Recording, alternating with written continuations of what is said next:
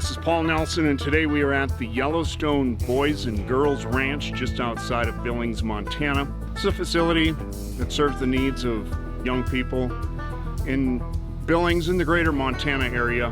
We're here to work on the gymnasium floor in conjunction with ASBA, the American Sports Builders Association, doing a class here, Regional Gymnasium Sanding School. That's right. Ryan, Paul Nelson. Thanks for coming. Yeah. As part of that class, we're gonna sand, seal, paint, and finish these gymnasium floors.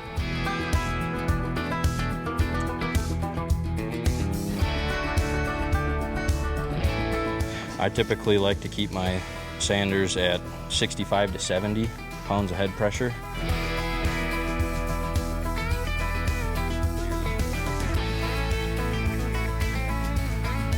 We have the machines towed in just a little bit. Also helps with the tracking back and forth a little bit.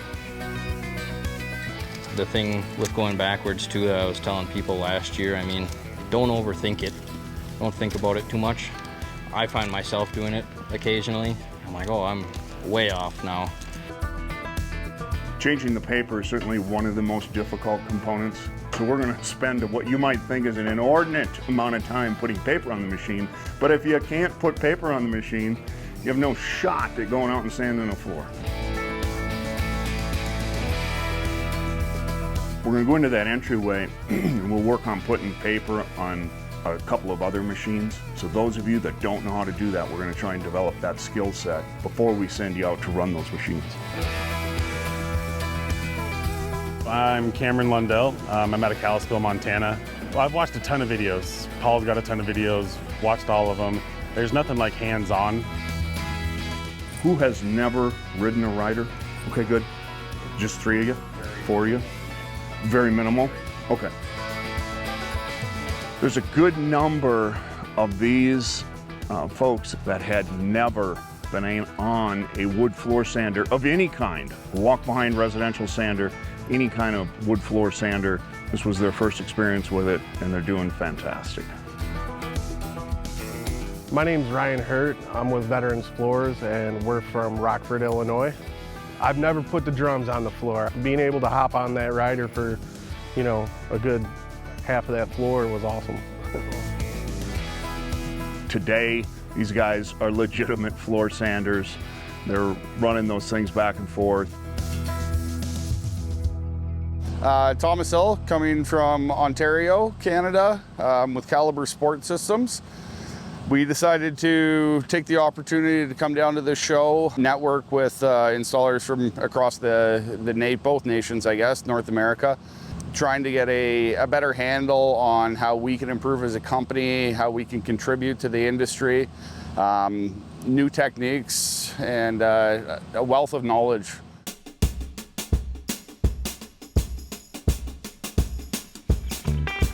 We're actually going to finish the sanding portion of this job a bit ahead of schedule. We'll be pulling those sanders off the floor tonight. We didn't actually expect to do that until tomorrow sometime. We have a ASBA board member here with us back, Larry with Ohio Floors. What that means is that they give us quite a bit of operational support, and they do require some things of us that we meet some certain training criteria. We try to encourage our guys to think outside the box a little bit, listen to other people. It's okay to think outside the box. That doesn't mean we have to change everything we're doing. We'd like to think we're going to raise the bar for everybody. Oh, absolutely. That's the main goal. Right. Better sport floors everywhere help the whole industry. Absolutely. Absolutely. If Paul Nelson gets better and comes creeping into our territory a little bit, that forces us to get better. For sure. And that's not a bad thing. And also, if he's doing something in Montana that can help us do something better, why not share that? Right. It's better for everybody. It's better for the client. It's better for the athletes who are using the facilities. Yep. The model that we've set up, whether we do this going forward or not, but I hope we do, is to go into an organization. This is the Yellowstone Boys and Girls Ranch. 501c3, they're chronically low on funds, always. You can imagine the gym floor would be the last thing they would ever spend money on. Correct. But through ASBA, and these guys willing to come in and come to this school, we're able to give them a beautiful new gym floor. Yep. So I'm Elizabeth, and I'm here to sort of tell you a lot about the Yellowstone Boys and Girls Ranch. We've been around since 1957. And over the years, this entire campus has been possible thanks to our donors. Right now, we serve about 90 youth on campus, and we serve almost 2,000 youth across the state of Montana. This campus has a huge ripple effect. And I talk to people all the time that have either been here or their family members have been here, and it's always spoken of very positively. I'm grateful enough to be able to be part of this huge mission where we really are preparing youth for life, and we're very caring people.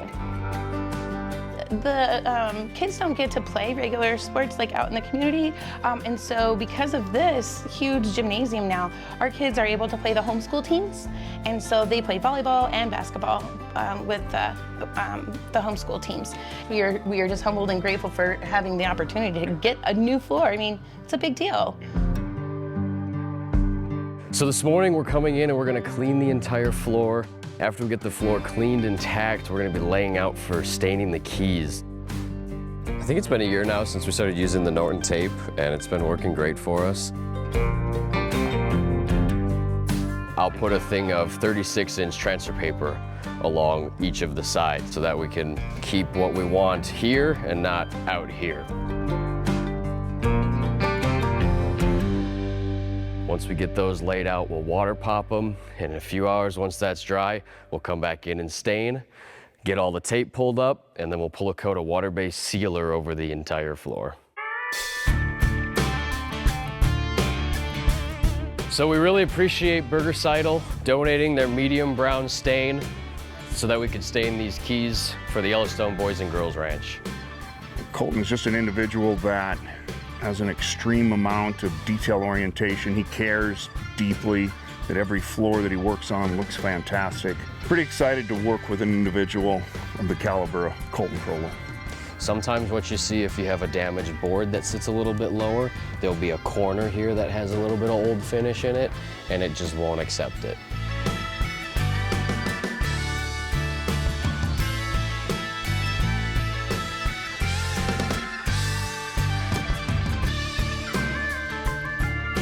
My name is Seth Miller. I am from Ohio. A lot of people have different ways of doing things, but in the end, it's always the same goal. Whenever we come together and bring our ideas together, we could learn a thing or two off of each other, as I've already learned a couple things off of some of the other crews. Well, this is day 4 at our ASBA, the American Sports Builders regional training here in Billings, Montana.